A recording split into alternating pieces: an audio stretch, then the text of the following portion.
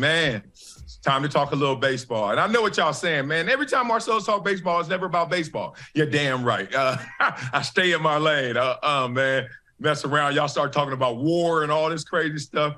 Used to work with Max Kellerman. That dude loves some baseball, and he used to make me go to sleep. Not because baseball's not fun to watch, especially live, and it's fun to play, but just as a casual observer, stop playing, dog. There are other things I could be doing with my time than watching dudes spit out sunflower seeds and wait for a fly ball. Like, it ain't happening, right? So while you're watching the Dodgers game, if you caught this last week, there was a fan who I guess got a little tired of watching those guys blow bubble gum and spit out those sunflower seeds. So his ass ran on the field. But he didn't run on the field to streak. He didn't run on the field to mess up the game, even though he did. He ran on the field with his heart first, right? With the purest of intentions, to causing so much attention that he got the spotlight and then he could shine. And what did he do this for? Because he wanted to propose to his girl. Now, in the middle of him taking that knee and screaming out, Becky, Becky, Becky, or whatever her name was, Suzanne, Suzanne, Suzanne, Latashika, Latashika. That's my sister's name. I had to clown. Latashika, Latashika. Whatever he was screaming, ain't nobody heard him. All we did was watch his ass get bum rushed Ray Lewis style in the middle of, I guess, honey, will you bow? Take that, take that, take that, P. Diddy style. So it made me laugh, first of all. Like, he went all in. And I did see a recap video where she said, of course I had to say yes. Look what he did. I mean, just the effort alone, of course I'm going to say yes. I know there's more reasons for her saying yes than the fact that he made a fool of himself and got knocked out for it. But point being, good job, security. Y'all were on the mission because the baseball field is hella big. One thing about baseball, you go to the actual game, you be like, oh, I'm going to stop clowning these dudes. They're athletes. Yo, what they got to run 90 feet just to get to the first base? That's 30 yards. Like, that's a long way, bro. You got to run 30 yards after you hit it, and then you see the outfield. Shoot. That outfield is gigantic, humongous, and them dudes be reaching for it, right? So he got at least to the center field, and then he got on the knee, got knocked out. Proposals. I know a lot of guys think that, hey, man, I got to do it special because that means it's special. That means our relationship going to be special. We're going all the way. Like, that's what you're thinking, right? I hit that note, too. Man, them proposals, I guess they mean something. I think they don't mean something, but let's talk through it. I am not proud to say this, but guess what? When I mess up, I am going to be honest. I'm going to be transparent with y'all. I'm always going to show you my scars, not just my achievements, right? So I've been engaged not once, not twice, not 3 times, but 4 times. That's what happens when you're young, dumb, and got $5. That's what happens. You can go buy engagement rings when you like somebody a lot, or don't mess around and love her. Oh, my God, you running straight to Zales. So let's talk about my first one. My first one wasn't at Dodger Stadium. Nope. But it was in L.A., and it was in the bedroom. Yeah, I should have known this wasn't going to work. I think I was 20 at the time, still in college, scared as hell of the NFL experience, like just watching all these guys, talk about how wild it was, how crazy it was. And at this time, I was religified. I had a great woman. She was older than me, so my family didn't necessarily like her or love her, but they're like, her old ass just wants you because you got some money. And I was like, she ain't that old. She was 27.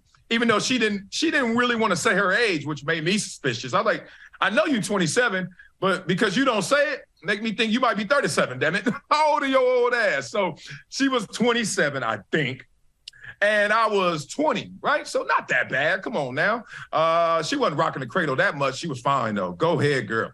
So I'm in the bedroom one day, and I ran the Zales already, spent all of the money my agent fronted me, all my little $10,000. I spent like $3,000-4,000 on that. Rest of my family and a couple of outfits, you know, gator boots, had to floss out. And just in the middle of the night, kind of felt like I just rolled over, got on the knee out the bed, crumbs in my eye. Will you marry me? I thought it was heartfelt. I thought it was as romantic as I could get. And of course she said yes, because I was young and about to get some money. She said yes. We didn't last 6 months. That engagement was off. All right, my second one was actually, you know, a little more special. I went to Niagara Falls. Once again, I went to Zales. I'm on my first contract. Y'all better stop. And then I got that one, and that was cool. And I was like, all right, so I'm in Niagara Falls, this beautiful backdrop setting. And, you know, I'm on the Canadian side, so you know it means something. It's special. I'm not on the American side, because that's, man, you didn't even cross the border. You didn't even cross the country. So I'm in the special part, right? And the waterfalls and the mist, and I'm just sitting there with that backdrop. Will you marry me? Yes, all right. We ain't last another 6 months, I don't think either. Hey, I was a nut, dog. I was a bad, bad boy. I can't lie about it. I tell y'all about those stories another time. Third one was actually, I was like, all right, this is it. And it was with Jason the jeweler at the time. If you guys know who Jason is, he's big time. He got 7 stores worldwide, Tokyo, everything, Dubai. Guess what? I was his 3rd client ever, right? Out the trunk, old school. But I got this from him. And this one was in San Diego. Once again, I should have known it wasn't gonna last. We went to a railroad track. I was just trying to really like give some symbolism, like this is a intersection and a parallel crossing of my love, how I used to be. And I know it wasn't flattering. I know I wasn't my best version, but with you, things have changed. So now I am at a crossroads. And that's what it's supposed to symbolize. We didn't last another year. Okay. So now I'm engaged to the 4th one, which is Anna Marie. See, I protect the guilty. I ain't say any of those other names. And I'm with Anna Marie. I invite all her family out. We get this luxury tour bus. We ride around the entire city. They have no idea. But I had rented out the Griffith Park Observatory, overlooking all of Los Angeles. And you can see the other worlds and galaxies from the observatory. So now this is special. And we had banners all rented out, had everything. So we went through the whole tour of the city. Her family was just loving life because they just thought I flew them out to LA to just see the city since they're from Canada. And then we pulled up to the Griffith Park Observatory, and you see these big signs, huge signs. Will you marry me, Anna Marie? And she broke down in tears.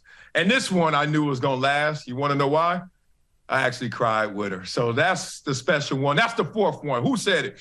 3 is the magic number. 4th time's the charm, damn it. And that was 8 going on 9 years ago, love and life. So whoever you are, dog, who ran out there and said, Suzanne, Latashika, whatever the hell you said, man, because you did it in a special way, I think this is the special one, and it's going to last just like mine. Or else it won't. All right.